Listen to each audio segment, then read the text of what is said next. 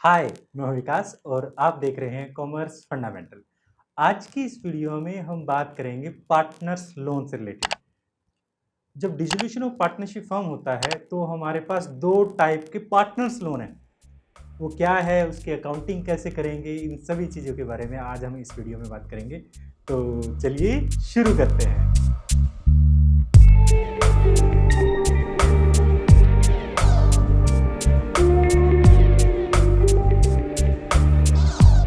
Welcome back. जैसे कि आप जानते हैं, जो हमारे पास ये बैलेंस शीट दी गई होती है, बैलेंस शीट की दोनों साइड ही पार्टनर लोन हो सकता है। ये पार्टनर लोन लायबिलिटी साइड भी हो सकता है और एक अलग टाइप का पार्टनर लोन है, वो एसेट साइड भी हो सकता है। ये साइड जो चेंज होती है, इसकी वजह से उसका पूरा नेचर चेंज हो जाता है, मीनिंग चेंज हो जाता है, उसकी अकाउंटिंग ट्रीटमेंट चेंज हो जाता है। ये पार्टनर लोन का मतलब एक नहीं है, ये अलग अलग पार्टनर लोन है। जिस तरह से अगर हम लायबिलिटी साइड वाले पार्टनर लोन की बात करें तो ये वो पार्टनर लोन है जो पार्टनर ने फर्म को दिया है। याद रखिएगा, ये पार्टनर ने फर्म को दिया है। फर्म के लिए जब फर्म डिसोल्यूट हो रही है, फर्म बंद हो रही है, पार्टनरशिप फर्म बंद हो रही है, तो फर्म की ये लायबिलिटी है कि इस लोन को पे किया जाए। हम रियलाइजेशन अकाउंट बनाने के बाद ये लायबिलिटी पे करेंगे। जब इसे पे करेंगे तो ये कहां पे की जाएगी? ये एक बिल्कुल अलग अकाउंट, जिसे हम पार्टनर्स लोन अकाउंट कहते हैं, उसके द्वारा पे की जाएगी।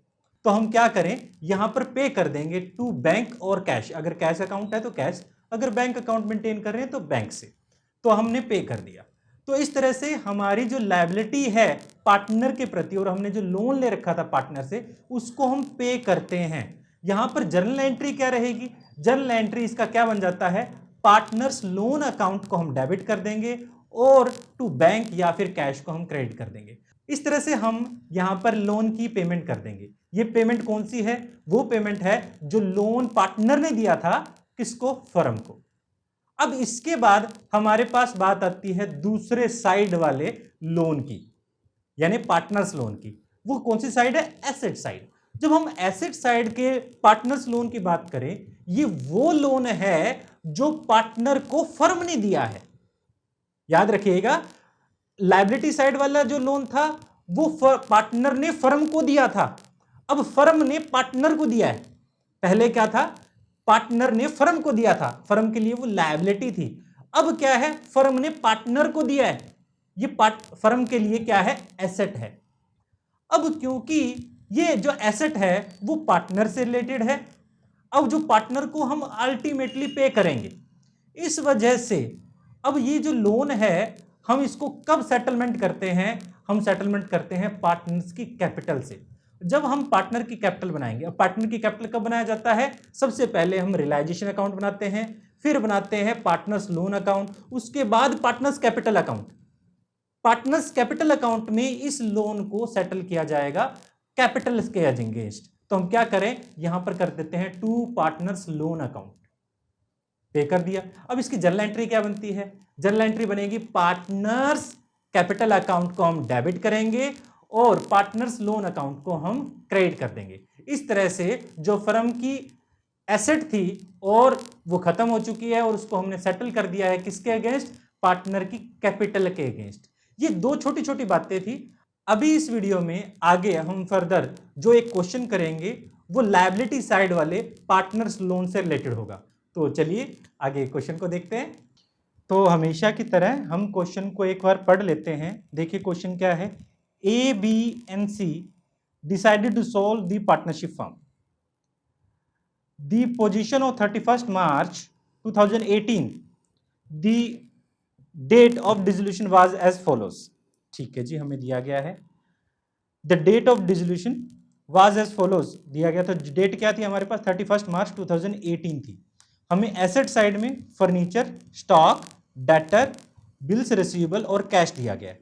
कैश कभी सेल नहीं होता, इस वजह से रियलाइजेशन में हम किस किस को ट्रांसफर करेंगे? Furniture, stock, debtors, bill receivable को ट्रांसफर करेंगे, कैश को ट्रांसफर नहीं करेंगे। क्रेडिटर को हम ट्रांसफर करेंगे, कैपिटल को हम ट्रांसफर नहीं करते होते, और कोई पार्टनर से रिलेटेड कोई भी आइटम को भी ट्रांसफर हम नहीं करते होते। ठीक है। They share profit and loss in ratio of 1/2, 3/10 and 1/5।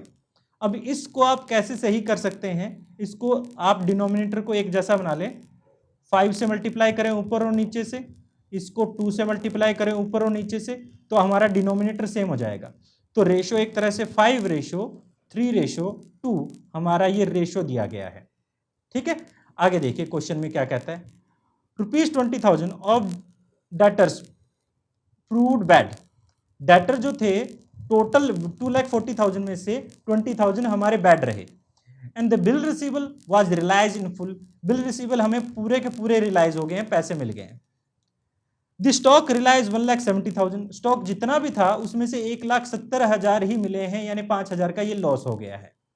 Furniture was taken over by B at book value. Furniture जितना था उसको उतनी ही वैल्यू में बी ने ले लिया है। And the expenses on realisation amount ₹20,000। अगर कुछ नहीं कहता तो ये एक्सपेंसेस मानेंगे, फर्म ने ही बियर करे हैं। तो हम सबसे पहले क्या करें, हमारी एसेट्स को और लायबिलिटीज को, यानी पहला जो पार्ट है हमारा, उसमें ट्रांसफर कर देते हैं। अगर रियलाइजेशन समझ ना आ रहा हो तो आप पहले हमारी वीडियोस देख लें जो हमारे ऊपर लिंक में दी गई है। तो सबसे पहले हम क्या करें, सबसे पहले एसेट्स को मैं एक साथ ही कर देता हूं, या फिर आप अलग अलग भी कर सकते हैं। सबसे पहले फर्नीचर की वैल्यू जो क्वेश्चन में थी वो थी 5,000 रुपये, हम ट्रांसफर कर देते हैं 5,000 रुपये की। उसके बाद सेकंड है फर्नीचर के बाद स्टॉक जो है 1,75,000। उसके बाद हमारे पास है डेटर्स जो है 2,40,000। और उसके बाद है हमारे पास बिल्स रिसीवेबल जो है 30,000। कैश क्योंकि रियलाइज नहीं किया जाता, वो ऑलरेडी लिक्विड में है, तो इसको हम ट्रांसफर नहीं करेंगे, ये रियलाइज नहीं होता।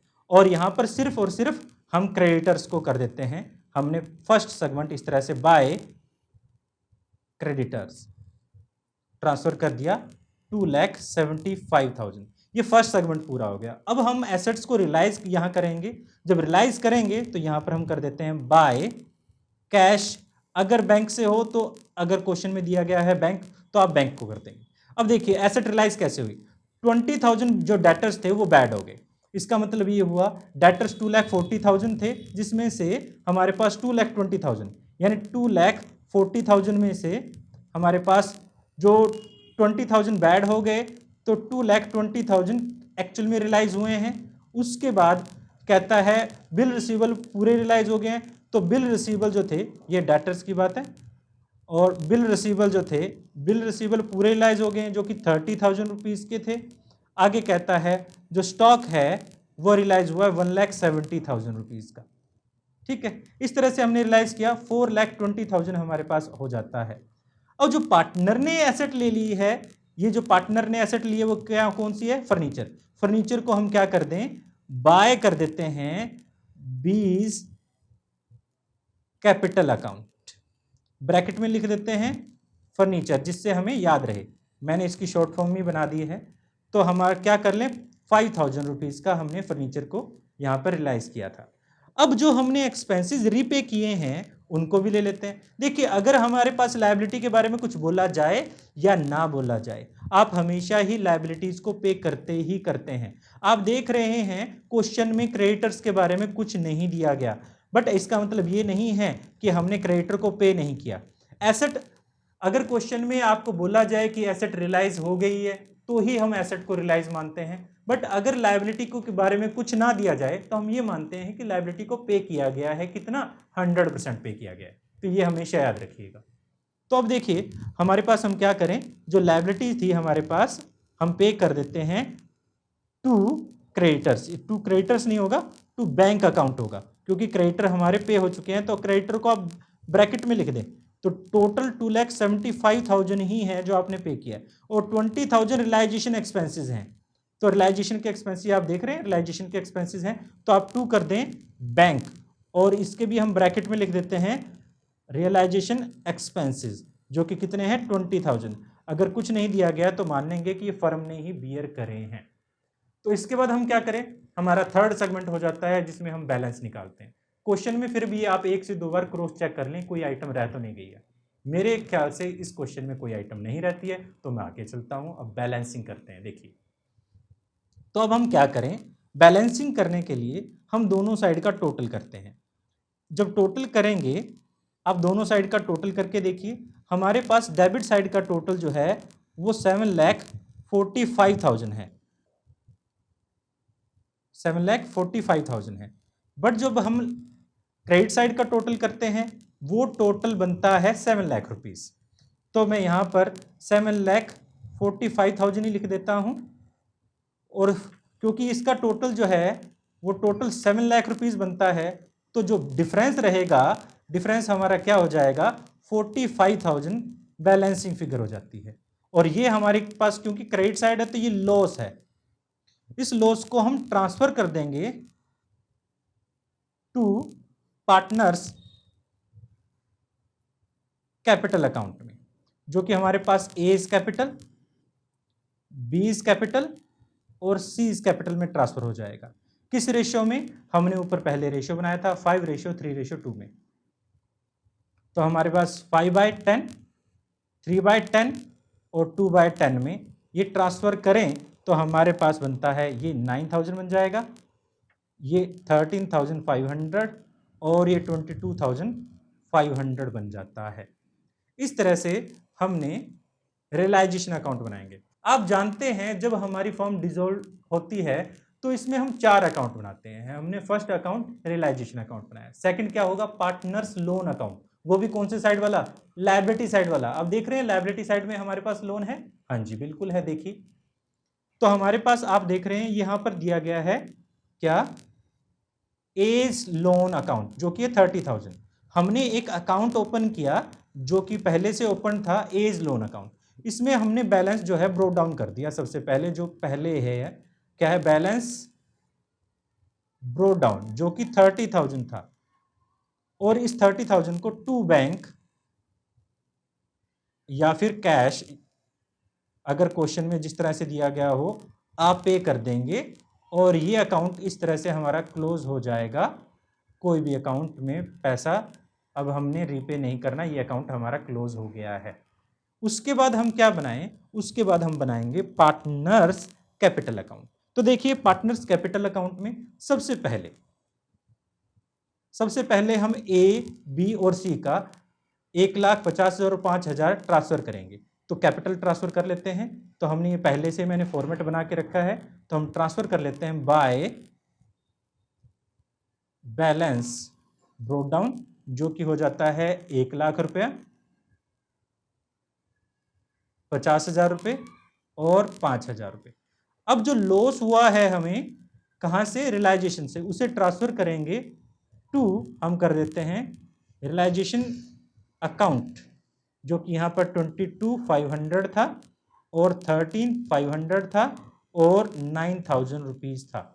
इसके अलावा बी ने, आपको याद होगा ऊपर क्वेश्चन में बताया भी गया है कि बी ने एक क्या ले लिया था, एसेट, और वो एसेट को हमने यहां पर दिखाया था। ये एसेट भी उसके अकाउंट में, पर्सनल अकाउंट में ट्रांसफर कर दी जाएगी। तो हम इसको भी ट्रांसफर कर देते हैं टू क्या, रियलाइजेशन अकाउंट। ये 5,000 की जो एसेट है वो हमने बी के अकाउंट में ट्रांसफर कर दी है। इसके अलावा अब देखिए हमारे पास कुछ नहीं बचता, तो हम क्या करें, हम बैलेंस कर लेते हैं। अब देखिए लास्ट में हम पता चलेगा, अगर डेफिशिएंसी रह जाती है तो पार्टनर फर्म को देगा, अगर फर्म के पास एक्सेस बच जाता है तो फर्म पार्टनर्स को दे देगी। तो यहां पर हमें चेक करना है कि पैसे की डेफिशिएंसी रही है या फिर सरप्लस रहा है। अगर सरप्लस रहा है तो पार्टनर का प्रॉफिट था और हम रीपे कर देंगे। अगर डेफिशिएंसी रही है तो वो पार्टनर्स उस प्रॉफिट शेयरिंग रेशियो में और पैसा लेकर आएंगे। तो देखिए बैलेंसिंग कैसे करते हैं और किस तरह से हमें पता चलता है। नॉर्मली हमारे पास पार्टनर की जो कैपिटल होता है उसका क्रेडिट बैलेंस होता है, बट यहाँ पर अगर आप देखेंगे तो यहाँ पर मैं रेड पेन ले लेता हूँ, आप देखेंगे कि क्रेडिट साइड का टोटल ए का ज़्यादा था जो कि 1,00,000 रुपये था। यहाँ पर बी का भी क्रेडिट साइड का टोटल ज़्यादा है जो कि 50,000 रुपये है, और सी का डेबिट साइड का टोटल ज़्यादा है जो कि है 9,000 रुपये। ठीक है, तो हम यहाँ पर बैलेंस लिख लेते हैं, बैलेंस निकालेंगे तो देखिए बैलेंस कैसे होगा। यहाँ पर 9,000 लिख लेते हैं, अब देखा जाए हमारे पास, आप देखेंगे बाय कैश 4,000 रुपये हम सी से मंगवाएंगे। सी जो डेफिशिएंसी रही है उसको 4,000 रुपये को पे करेगा। बट जो ए और बी है उनके पास सरप्लस रहा है तो फर्म उन्हें पे करेगी टू कैश, कैश में पे कर देगी। कितना? इसको 77,500 पे करेगी और इसे 31,500 पे करेगी। इस तरह से हमारे पास अगर डेफिशिएंसी रहती है पार्टनर्स की कैपिटल में, वो पार्टनर पैसा लेकर आएंगे, अगर सरप्लस रहता है तो वो लेकर जाएंगे। और आखिर में हम बनाते हैं कैश अकाउंट। कैश अकाउंट में सबसे पहले देखिए, क्या आपके पास कैश बैलेंस था? हाँ जी, हमारे पास कैश बैलेंस था 10,000 रुपये। ये हमारा ओपनिंग बैलेंस है। तो क्योंकि एसेट है कैश तो इसका डेबिट बैलेंस होता है, तो हम क्या कर लेते हैं, यहां पर कर लेते हैं टू बैलेंस ब्रोट डाउन। ये कितना है? 10,000 रुपये है। हमने 10,000 के बाद, आपको याद होगा रियलाइजेशन से हमने सभी एसेट्स को बेचा था। कितने में? 4,20,000 रुपये में सभी एसेट्स को बेचा था। यहां देखिए हमने रियलाइज की थी सभी एसेट्स को 4,20,000 रुपये में, कैश हमारे पास फर्म में आया था। अब उसके बाद हमने क्या किया था, हमने रियलाइजेशन के खर्चे पे किए थे, तो बाय कर देते हैं रियलाइजेशन। रियलाइजेशन अकाउंट से तो हमने 20,000 खर्च पे किए थे और लायबिलिटी भी पे की थी रियलाइजेशन से ही, 2,75,000, 2,75,000 रुपीज। अब हुआ क्या, उसके बाद हमने, याद होगा आपको कि हमने ये लोन भी पे किया था, ए का लोन, क्योंकि बैंक से और कैश किया था, तो इसको भी हम यहां पर पे कर देते हैं। हमने पे किया है तो बाय कर देते हैं यहां पर एज लोन अकाउंट। कितना? 30,000 रुपये। अब जो पार्टनर लेकर आया है कैपिटल, कैश लेकर आया, तो उसकी सीज कैपिटल हम क्या कर देते हैं, डेबिट साइड में लिख देते हैं। 4,000 से कैश इंक्रीज हुआ और हमने एज कैपिटल और बीज कैपिटल को इस तरह से पे किया था, 77,500 और 31,500। क्योंकि हमारी फर्म बंद हो चुकी है तो बिजनेस के पास कोई कैश बचेगा नहीं, कैश नहीं बचेगा। फर्म बंद हो चुकी है, सभी अकाउंट क्लोज हो चुके हैं। फर्म के पास कितना पैसा है? जीरो। जितना पैसा था वो सारा पे कर दिया है, क्योंकि इस वजह से कुछ नहीं बचेगा। इसी को हम कहते हैं वाइंड अप। जब फर्म अपने सारे अकाउंट्स को क्लोज कर देती है, सारी एसेट्स को बेच देती है और लायबिलिटीज को पे कर देती है, इसी को हम कहते हैं वाइंड अप। ठीक है, याद रखिएगा ये। तो हमारे पास लास्ट में हम क्या करें, टोटल कर लेते हैं दोनों साइड का टोटल, जो कैश अकाउंट है या बैंक अकाउंट है उसका दोनों साइड का टोटल हमारे पास बराबर ही होगा। तो देखिए हम दोनों साइड का टोटल करते हैं।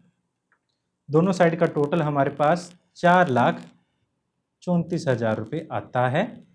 4,34,000 रुपये, 34,000 रुपीज़ आता है। इस तरह से आप रियलाइजेशन अकाउंट बनाएंगे, पार्टनर्स लोन अकाउंट बनाएंगे, कैपिटल अकाउंट और बैंक अकाउंट बनाएंगे। आई होप ये आपको समझ आया होगा। फिर भी अगर आपको कुछ प्रॉब्लम महसूस होती है तो आप हमें कमेंट बॉक्स में लिख सकते हैं या हमें मेल भी कर सकते हैं। हमारी ईमेल आईडी है avkr.commerce@gmail.com। और जैसे कि मैं हमेशा बोलता हूँ, प्लीज़ लाइक और वीडियो, सब्सक्राइब और channel and hit the bell icon. और फिर मिलते हैं किसी और वीडियो में, जब तक के लिए थैंक यू।